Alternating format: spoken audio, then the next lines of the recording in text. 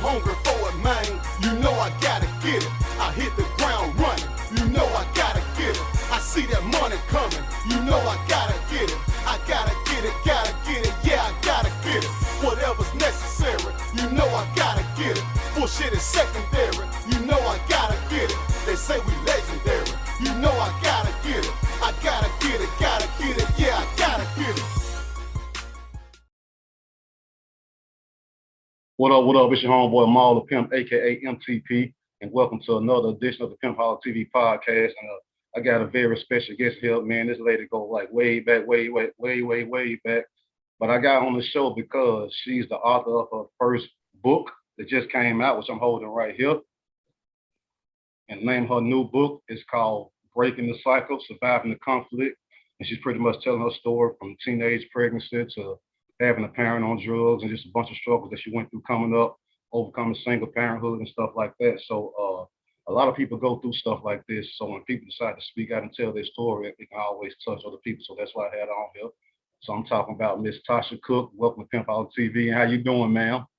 I'm doing good. How you doing? I'm good. Man, you know, we got a whole nother relationship, so we was gonna chop it up and just, you know, I want to talk about your book, Breaking the Cycle. First, what made you want to, before we get into what you was going through, what made you want to come out and tell your story? Because a lot of people keep I want to say secrets, but keep their past tribulations here. What made you want to go public and just let that out? Why did you do that? Well, a lot of people who knew me growing up would ask me, like, dang, you know, as the years went by and them watching me overcome a lot of the hurdles I had to jump over, they would be like, you ought to write a book, you know. And then a lot of people started reaching out to me and just saying stuff like, you know, you inspired me, you know. You the one girl I worked with, I worked at a patient house for a long time, and I hadn't worked there in about 10 years. And I seen an old coworker in the store, and she just walked up to me, and she hugged me, and she was crying, and she was like, you inspired me. And I was like, to do what? And she was like, you the reason why I kept my kids. And I said, oh, I was? And she's like, you don't remember we used to talk? I remember we used to talk, but I didn't remember what I told her. And but anyway, after she got ready to walk off, she said, you should write a book. And so I was like, because I had started on the book when I was about 25. So I started, then I had to stop, of course, to deal with just emotions from reliving some of that trauma. Right. Because when I started to write, some of those memories, I would think about them, and you know, they still, you know, kind of left a bad taste in my mouth. So I went and did about 10 years of therapy too, Okay. just to be able to get over a lot of that stuff, because you can't heal from things that you internalize. So if you hold all that in and never speak on it, it's no way to heal from it. So you ain't got to write a book, but you're going to have to, if you experience any type of trauma, you're going to have to let that stuff out. You know what I'm saying? To be able to deal with it. And a lot of people just play themselves and tell themselves, oh, I'm okay, I'm all right. But they really don't be. And it affects your relationships with people, because when you traumatized by things, you have trust issues, you have trouble believing in people, everybody a suspect. You know, me, I was violent. Mine came out in a violent rage. And I used to cry a lot. I used to cry just about every day. And a lot of times they'd be like, why are you crying? And a lot of times I didn't know why I was crying. I didn't have the knowledge to know that the crying was related to the childhood trauma. I wouldn't have never connected those dots. But when you go to therapy, the first thing they're going to ask you is, what kind of childhood did you have? That's their first question. So when you start going back over that, then we started realizing that the trauma, that's where it was coming from, you know. But you know, if you don't never go get the help, you're not going to be able to connect those dots, because I wouldn't have never put that with, you know what I'm saying, my childhood. I wouldn't have never thought of that. because I had mentally blocked a lot of the things that I went through. That's how we technically cope most of the time. We just block out stuff, like act like it didn't happen. And so I had blocked so much stuff, I wouldn't have never put, my emotions that I was having, crying and depression and stuff. I wouldn't have never put that with what happened to me when I was a kid. I got to give a shout out to my sponsor, the Chattanooga Cigar Club. Again, the Chattanooga Cigar Club. Let me tell you all about the Chattanooga Cigar Club. The Chattanooga Cigar Club is Chattanooga's premier cigar and hookah lounge, open Thursday through Sunday, with ladies free on Friday and live music up until 10 o'clock. Keep in mind, you can also rent the building for your own events from Sunday through Wednesday. Shout out to my guys D. Scott and Kurt at the Chattanooga Cigar Club. For more information, log on to ChattanoogaCigarClub.com. Again, salute to my sponsor, the Chattanooga Cigar Club. Much love. Yeah. But we have to learn as a people, in our community, it's more frowned upon for people to go get help. They be like, oh, she's crazy. Why'd you go? We need to start doing more supporting people, because there's a lot of people walking around here with issues and internalizing trauma, worrying about what somebody gonna say if they go get help, or worrying about what people gonna think. Oh, they gonna think I'm crazy and this and that. Well, yeah, it is crazy, and you gonna stay crazy if you don't go get the help you need, And so we need to just do better as a community, and do more supporting people. And you also need to learn how to identify when people is suffering from depression, because a lot of people suffer from depression and don't really be able to identify that that's what's happening to them. But when you got somebody that's crying all the time or acting out, having behaviors, and some people shut down, don't want to go nowhere, don't want to come outside. Some people gain weight, some people lose weight. We need to learn. What's up? What's up? I got to give a special shout out to my sponsor, the M Group LLC. Let me tell y'all about the M Group LLC. The M Group LLC is an independent distribution company that offers essential services such as internet, home security, energy, identity protection, wireless, and more. Secure your homes and businesses. Get a free consultation from my homegirl, Miss Nori. Email the mgroupllc@gmail.com to schedule your appointment. You can also visit www.isnorinori.com. Click the services tab to check out all the deals that they offer. Salute to my sponsor, the M Group LLC. Much love. Y'all go check them out. How to identify that stuff to be able to encourage and support. Like, hey, I think something's going on. You might need to go get some help.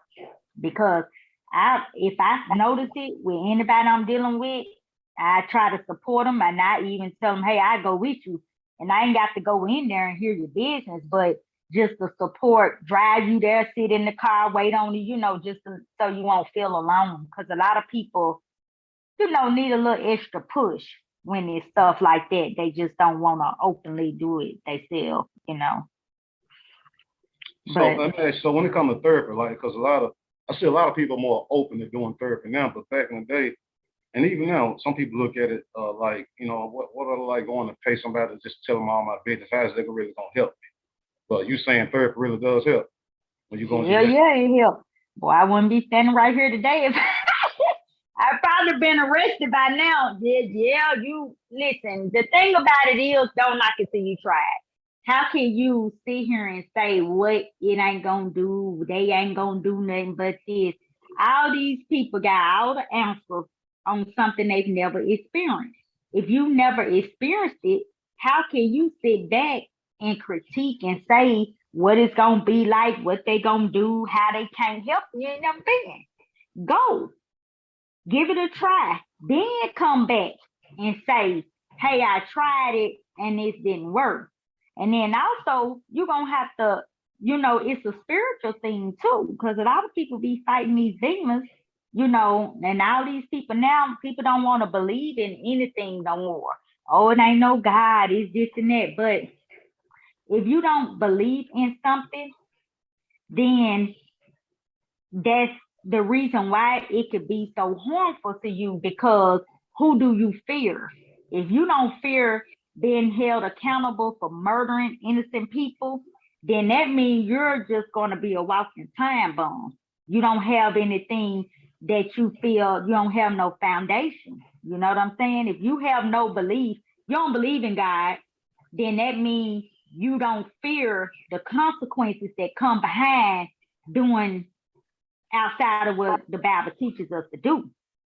So that means that you will walk around and like a loose cannon, because you don't, who gonna hold you accountable if you don't have any beliefs? You don't have no spiritual beliefs.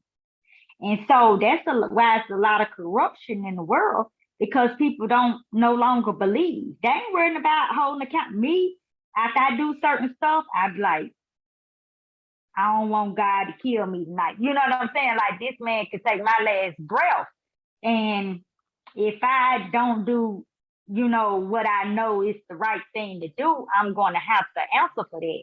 But if you don't have that in you, then that means you is a borderline terrorist, because you ain't worrying about being accountable for nothing. You know what I'm saying? So you could do anything, So people, I mean, I hate they took the Bible out of school, because people really need some type of foundation.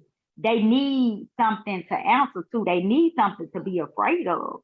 You know what I'm saying? You really do need that, because if you don't fear nothing, that ain't gonna be, that's bad for all of us. People walking around, they don't fear nothing, that's bad.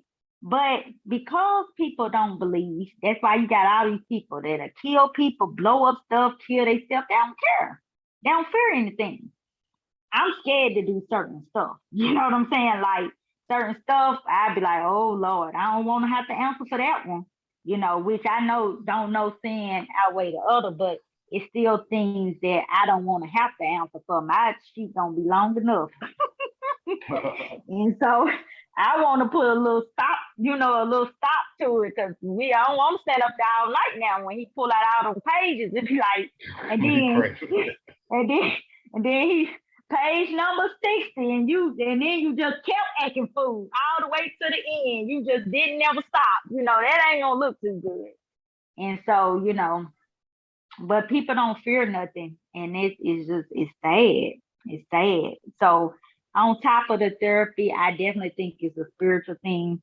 God started sending me signs that the book is what he wanted me to do. I actually stopped on the book because of some family drama, and he kept sending me signs that this is what he wanted me to do. And then I was like, no, I don't want to do that. And then he sent more and more signs, like he almost hit me across the head with one.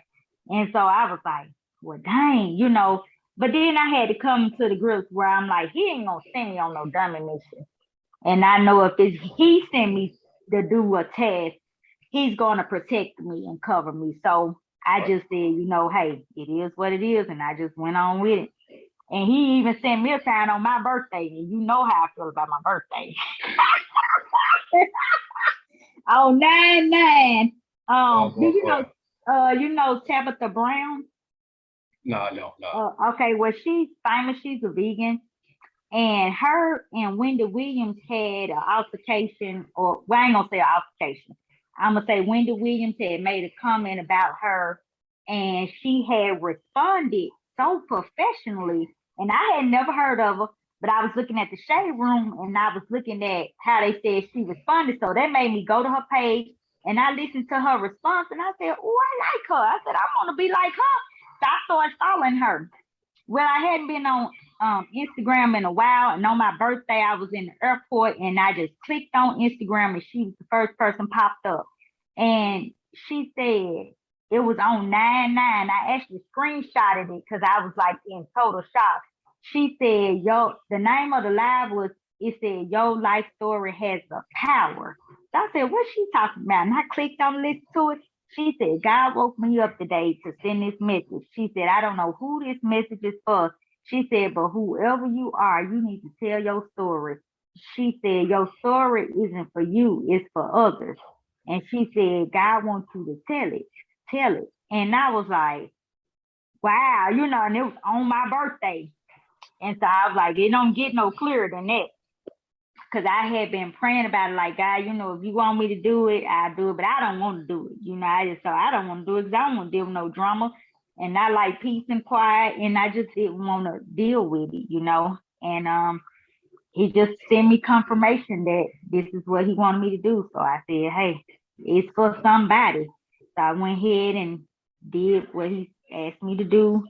And I have got nothing but so much support, and it's already unlocking people. Like even at my job, my manager called and he was like, man, you've inspired me and you've made me realize that I need to deal with some stuff. Cause he like, I came from an era where they tell you don't talk about nothing that happened. Right. And so, he was like, I was born in the 50s.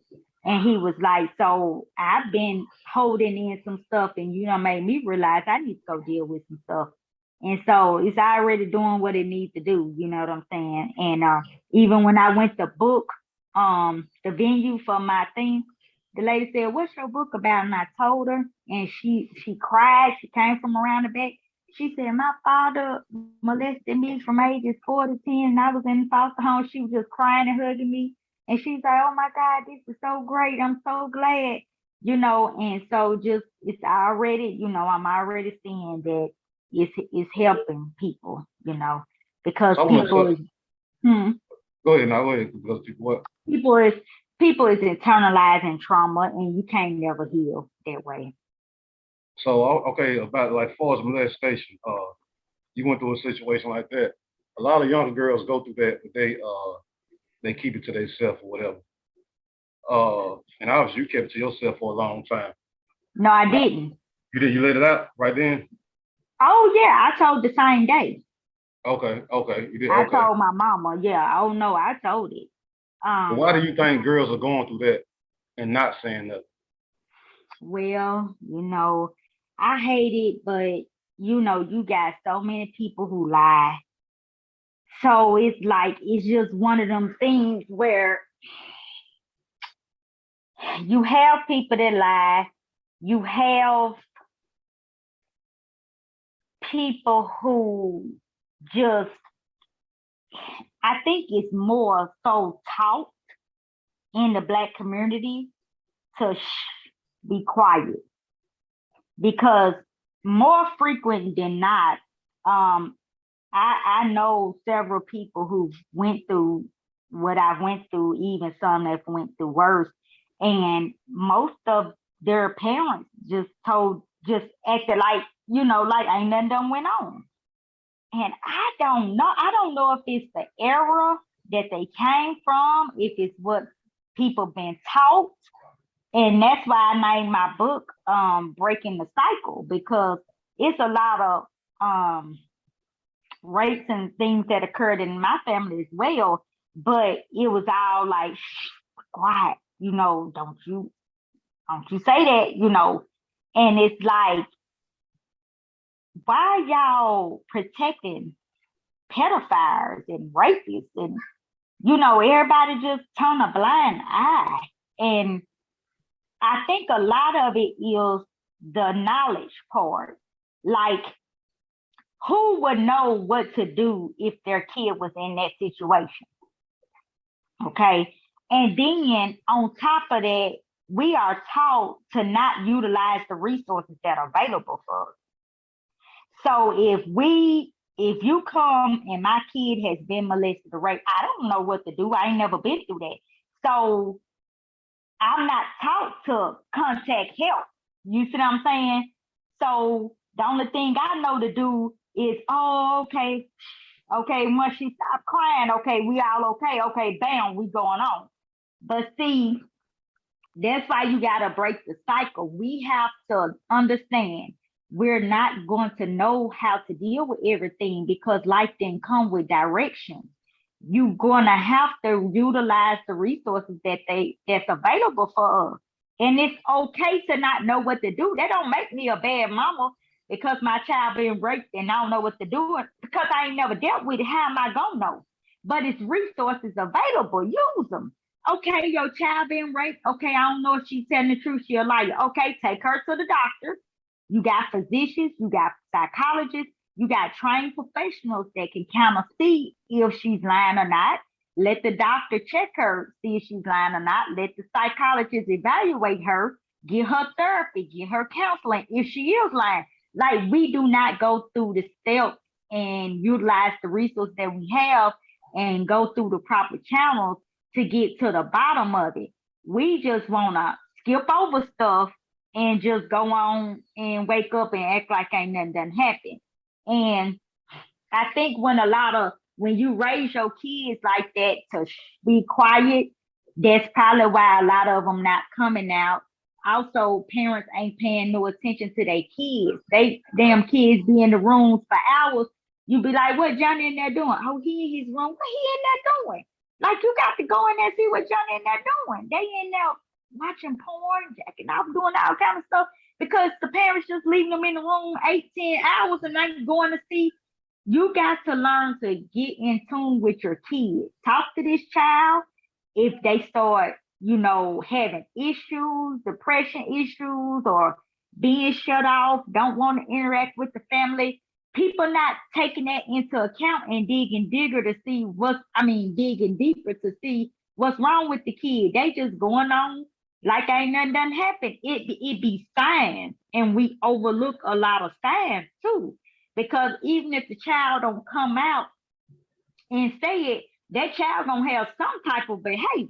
Now, everybody do different stuff, but when they start having these behaviors, we do not go deeper with it. We just kind of, oh, he bad, oh, he did. And some of them might be bad, but you need to get that child the proper help that they need. Let a profession take a look at this child, take that child to therapy, utilize the resources that we got available so that we can, do the best we can to ensure that if something like that happens, we're doing all the necessary things we need to do so you could work through the hurt instead of internalizing it. So that's the reason why I named it Breaking the Cycle, because now that I got all this information, because of course I wouldn't have had it back then, but if somebody would have did something to my oldest, I probably would have just killed them, because that's probably the only thing I was taught to do was to be violent, So I wouldn't have never thought to, okay, let me take her to the doctor, go, which I probably would have took to the doctor, but I'm saying I wouldn't have been thinking about going to therapy and all that stuff. I would have been thinking about acting out, being violent. But now that I know what to do, I know to utilize the resources and stuff that's out there. And I pray to God I don't ever have to do any of that. But Lord forbid, if it was to happen, I'm better equipped to handle it than I would have been, before now. I want to touch on something else, which is still a real big thing, especially in the Black community. Teenage pregnancy. How old were you when you had your first child? 14. 14. So explain being that young, baby yourself, and having a baby, having to grow up and raise a child. But at the same time, you still stayed in school and you graduated. So explain that. I mean, 14, you found out you're pregnant. Go from there. Just trauma. It was trauma on top of trauma on top of trauma. Because after I was molested, I attempted suicide before I even got pregnant. Okay. And so, but this might sound crazy, but I didn't understand then, but I understand now. My daughter's purpose was to keep me on earth.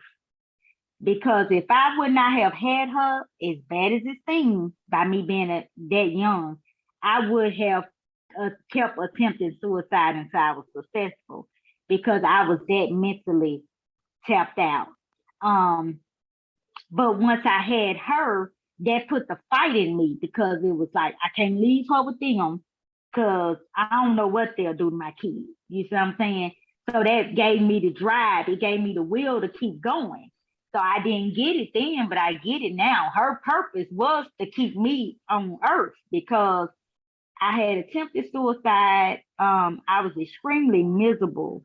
I was more miserable because when you're a kid and somebody violates you, you're going to look for the elders to say something. Okay. It gets confusing as a child when you looking at the elders and nobody's saying a daggone thing. So it's like, now I know this wasn't right, but why ain't they saying nothing? So you start kind of getting confused. So I started having to fight them demons with not wanting to live and want to live, but not wanting to live. And I was extremely confused why nobody was saying nothing. And then traumatized people don't often have a voice. So I could not verbalize at that time my feelings. I didn't know how to express them. And that's the reason why I attempted to suicide, because life just got too overbearing. It was just too stressful. It was too much. And I felt no purpose to be here any longer. And so, but once I had her, that brought my purpose back, because at that point, I knew I was at that moment responsible for another human being. And I took it very seriously. And I was like, no, I cannot leave my baby here with these people by herself.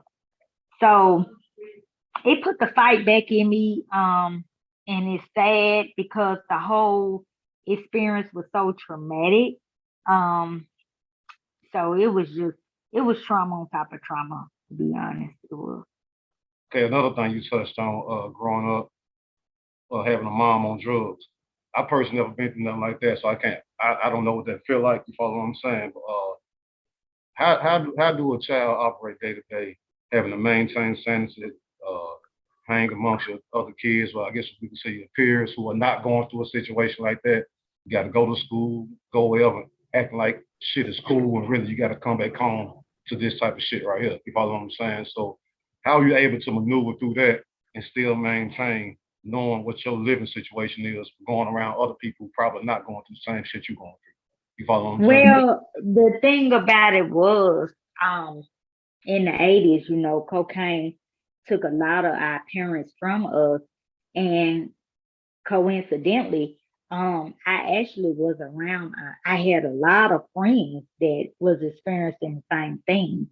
Um, it's trauma on top of trauma on top of trauma. You know what I'm saying? Like, it was just, you know, a lot of the stuff I went through, I didn't even write in the book, because I didn't want it to be too overwhelmingly um to appear too negative. You know what I'm saying? Because I experienced a whole list of uh traumatic things. Of course, my mama being on drugs only just made it worse. You know what I'm saying? Because probably a lot of the things that I went through, I wouldn't have had to go through had she not been on drugs. And because any type of drug is going to alter your thought process. Of course. And so that's the reason why I never would do drugs. I never would smoke. I never would take pills. I never would try any type of drugs, because I was always afraid. Like, I ain't fooling with it. You saw what it did. You saw it firsthand. I saw what it did. And then I used to drink. I never drunk hard stuff, but alcoholism run on my daddy's side of the family. And my grandfather actually died from cirrhosis of the liver. And so I just stopped that too, and then I would watch my behavior. You've seen some of my behavior when I was drunk. And so I was like, it's just, it don't work well with my DNA. Okay. So I was like, nah. But, it's just, it's hard, it's hard. And, she can only do what she was able to do. A person can't give you something that they don't have, you know what I'm saying? And so she was only able to do what she could do with the situation, her balance, because it was just as much as a struggle for her as it was for us, you know what I'm saying? So, because she's fighting the addiction, and then I'm having to deal with her having the addiction, excuse me. So it's kind of like a double-edged sword. And so it's just it's a mind thing, you know, and it's like you would think um the family don't have to take on the responsibility because let's be clear, it's not theirs. But you would think when you see kids in compromised situations, even if you didn't take them in, you would think you wouldn't antagonize them. And Right. my family just done that. You know, they would get upset, call my mama junkies and geekies, and they even do that right today. You know, if they get mad, that's the first thing they would say. Yo, junkie mama, yo, geeky mama. And it's like my mama kind of wanted us to forget she was on drugs. And I'm like, how when they constantly remind us anything that go on, the first thing they do, they first knife sword is your mama a junkie, your mama was a geeky, you know, and it's just like a shock, like electric shock to somebody's heart. And it's just like that's traumatic, you know. I can't tell you how many people I fought growing up for calling my mama a junkie or geeky, you know. Yeah. And I had to just get to the point where I had to just stop fighting people because of that, because I'd have been fighting probably still today, you know. And it's sad that we take a sensitive situation and use that to antagonize somebody with something that's so hurtful. And that's the reason why I'm the person you got one time to start calling me names and all that. And I just don't fool with people because I dealt with that growing up. I'm not gonna deal with that no more. I'm not gonna deal with it. If you upset, you gonna have to learn how to properly communicate with me. And calling me names or throwing up that my mama a junkie or a geeky or she's on drugs, that ain't it. And you ain't got number one time to do it. And I'm not fooling with you because I dealt with that. It's just another form of abuse. You know, it's verbal, Yeah. you know, and I dealt with that growing up, and I'm not gonna compromise my sanity dealing with somebody who, and it's all because people don't know how to deal with the emotion. They get upset and they don't know how to deal with their anger. So they just holler, scream, fight, cuss, kill, do all this stuff. You got to learn how to properly deal with the emotions that you're feeling. And cussing me out and calling me all kind of names ain't gonna be it. Or I'm gonna be gone. Because I dealt with that abuse growing up and I'm not gonna deal with it no more. I'm just not. Well, I'm glad you did this book because a lot of this shit is going on. It's going on all across the world, of course, like mainly in the urban community. So a lot of young brothers and sisters need to hear this type of shit. You follow what I'm saying? I'm glad to see you doing the press run you're doing. You done did what? Groove 93 with Tanisha Irvin, Luga Radio 92.7 with Marie Mott, WPTP, Tony Boston Show, Fox News, what's your boy Greg Funderburg, you follow what I'm saying? So since you've been going public, what's been the feedback you've been getting from people who've been buying the book that don't really know you, just know about your story because they've seen you in the press? What kind of shit you been getting back from that? I mean, so many people was just like, oh man, I'm so glad you're doing it because people be scared. People fear speaking out. People worry about what somebody gonna say. People worry about how they're gonna look. And it's so many people that's just internalizing trauma. And it like I tell them, if you internalize it, you'll never heal from it. And it affects all your relationships. You're gonna have trust issues. Everybody'll be a suspect. My oldest daughter, she could never understand why I would not let her spend a night with people. Like you not going to spend, that was one of my rules. You not spending a night with people. But it all came from my childhood trauma, you know, and I didn't trust, and I don't know who these people got in their house. And the thing about it is, if something was to happen, you have to give her help. But guess what? The damage is done. And she ain't gonna never forget if somebody was to have violated her like that. You know, and mentally, I don't think I could have dealt with it because of what happened to me. I think it would have pushed me over the edge. And so I just would not allow her to go to anybody's house. The answer was no. And she resented me for it. She's like, I can't never go spend the night with my friend. But she had no idea what could be on the opposite side of that door. You know what I'm saying? And so in the Taylor, she ain't going either. The rule is still the same. They could come to my house where I could be in control and be able to make sure that ain't nobody putting their hands on my kid as much as I can. I ain't gonna be able to save the world, but what I can control, I'm gonna do it to protect them. And so, no, people need to stop sending their kids with folks you don't know these folks, and then your family is the first person that's gonna get your kid because that's who everybody think is okay. Let me just send them with my family, and you gotta watch them. You gotta watch them first. They first on the list. Because it's usually when they molest or do something to a little kid, it's a family member. And so we got to get out of this, oh, it's family, and realize in the world that we in, mothers killing their kids, fathers raping their children, family uncles and aunties, they beating people, they molesting people. Get out of, oh, that's family, and look at play the hand that you're dealt, and watch people and watch these people with your kids, and make sure people ain't doing inappropriate stuff around your children. And it don't matter who it is. The mamas need to watch the daddies need to watch the mamas. Everybody need to watch everybody, because everybody is doing everything. It's sad, but the world that we in today, it's a lot of corruption in this world.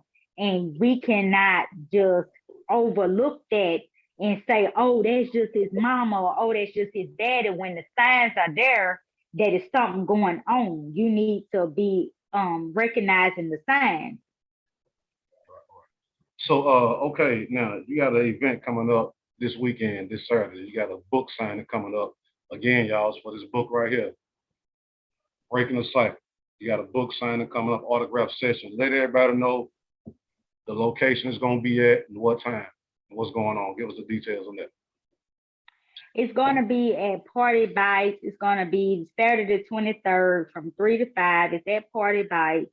Party Bites is right off 11th Street. I think it's 801. I can't remember the street. I don't What have is it next to? What is it next to? It's right by the community kitchen. You know, 11th Street, the community kitchen, you turn left, go down that street and go behind it. And it's a nice little venue, a nice little setup. I'm gonna have live music. They're gonna cater it. And I'm just gonna do like a meet and greet to be able to meet and greet, you know, some of the people who have purchased my book, that I haven't had an opportunity to meet, and you know, people want their book signed and stuff like that. I will have my book there for sale, because I got like a box of books, you know, because some people is telling me they want to get their book at the book signing, and that's fine too. And people are bringing in their books for me to sign. And so I think it's going to be nice. You know, every time I do something, I go big or go home. Yeah, so, with a bunch of text messages. We know that, yeah. A bunch of text messages, yeah. Everybody who know her knows she's gonna flood your motherfucking phone. It's her birthday, or she got some shit coming up. Y'all know that. You shut up, because you sent me just as many ugly self. You sent me text too. Hey, so before we get out of here, let everybody know between now, or just period, where can they go get the book at? They want to get the book. How can they get it? Let them know that. It's on eBay. You could contact me directly, ToshaCook83@gmail.com. Quan got some in his shop at Exclusive Fashion, 2001 East 3rd Street. Aaliyah got some in her salon at AH Beauty Company at 6000 Fifth Avenue. And so, but if you can't reach now one of them, you could DM me, or you could the best way to contact me is ToshaCook83@gmail.com. Give them your social media information so they can find you on that too. I'm on TikTok, Instagram. but give them Instagram, 009 T Cook, TikTok, and on Twitter. Well, say it again. Now, what is it? I'm on Twitter, TikTok, and Instagram, 009 T Cook. Okay, that's the name on Twitter and TikTok too. Yeah. Okay, cool. So, give us the last message to leave out here with, Tosh, before we get out of here. Let us know. Any little positive note you want to leave, any advice, let us know something before we get out of here. God delivers and He restores. Cool deal. That's it. That was my guest, Tosha Cook. And again, as I'm going to hold it up again, make sure y'all go get her book, Breaking the Cycle, Surviving the Conflict. It's available on eBay. You can hit her up on Instagram, Twitter, or TikTok for the book. Email her. Make sure you come to her book signing, which is this Saturday. And what's the location again? Party Bites Party from Bites on 3 to 11th 5. Street. Party Bites on 11th Street this Saturday for a book signing for Surviving the Conference. Make sure y'all come check her out. And again, get that out on Instagram, Twitter, TikTok, if you want to get you a copy of this book right here. You know what I'm saying? So we try to support and also educating everybody know what's going on. So I appreciate you being on it. And that's another edition of the Pimpoholic TV podcast. Make sure you follow me on Instagram and Twitter at @MallThePimp. Go to my website, www.mallthepimp.com, and also subscribe to my YouTube channel, which is called Pimpoholic TV. And we out.